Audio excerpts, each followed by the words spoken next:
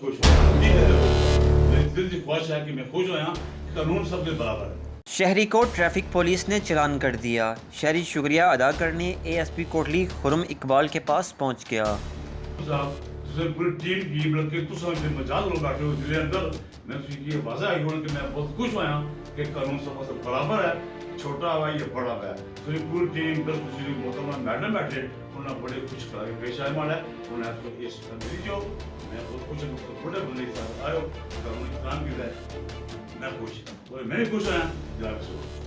तफसीलात के मुताबिक रियासत बट साकना डुमास तहसील चढ़ोई जो कि सियासी और समाजी शख्सियत हैं, इनका कहना है कि अरसा 20 साल गुजर गए, कभी किसी ट्रैफिक पुलिस वाले ने मुझे चालान नहीं किया।